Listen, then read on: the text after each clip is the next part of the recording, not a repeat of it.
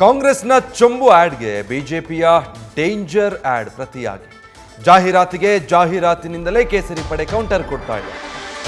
ಚೊಂಬು ಜಾಹೀರಾತು ಮೂಲಕ ಬಿಜೆಪಿ ಮೇಲೆ ಕಾಂಗ್ರೆಸ್ ದಾಳಿ ಮಾಡಿ ಕೇಂದ್ರದಿಂದ ರಾಜ್ಯಕ್ಕೆ ಬರ ಪರಿಹಾರ ತೆರಿಗೆ ವಿಚಾರದಲ್ಲಿ ಚೊಂಬು ಕೊಟ್ಟಿದ್ದಾರೆ ರಾಜ್ಯದ ಜನತೆಗೆ ಅಂತ.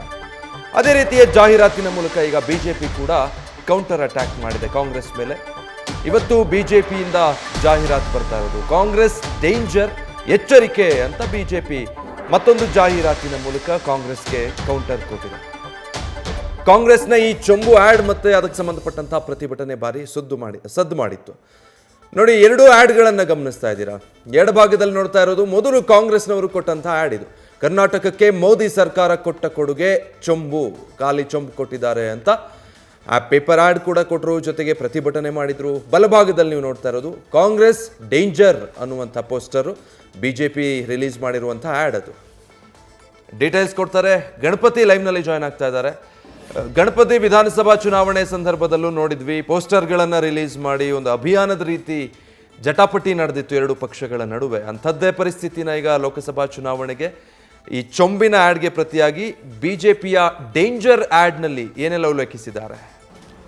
ವಿಜಯ್, ಖಂಡಿತ ನೋಡಿ, ಕಾಂಗ್ರೆಸ್ ಸರ್ಕಾರ ಕೇಂದ್ರ ಸರ್ಕಾರದಿಂದ ಬರುವಂಥದ್ದು ರಾಜ್ಯಕ್ಕೆ ಏನೂ ಇಲ್ಲ, ಬರೀ ಚಂಬಷ್ಟೇ ಅನ್ನೋ ಒಂದಷ್ಟು ಜಾಹೀರಾತನ್ನು ಬಿ ಜೆ ಪಿ ರಾಜ್ಯ ನಾಯಕರಿಗೂ ಅಷ್ಟೇ ಹಾಗೂ ಹೈಕಮಾಂಡ್ ನಾಯಕರಿಗೂ ಅಷ್ಟೇ ದೊಡ್ಡದಾದಂತಹ ಈ ತಲೆನೋವು ಕೂಡ ಆಗಿರುವಂಥದ್ದು. ಈ ಹಿನ್ನೆಲೆಯಲ್ಲಿ ಬಿ ಜೆ ಪಿಯವರು ಕೂಡ ಅದಕ್ಕೆ ಕೌಂಟ್ರಾಗಿ, ಅಂದರೆ ಪ್ರತಿ ಕೌಂಟ್ರಾಗಿ ಈಗಾಗಲೇ ನೇರವಾಗಿ ಇನ್ನೊಂದು ಜಾಹೀರಾತನ್ನು ಕೂಡ ಈಗಾಗಲೇ ರಿಲೀಸ್ ಕೂಡ ಮಾಡಿರುವಂಥದ್ದು.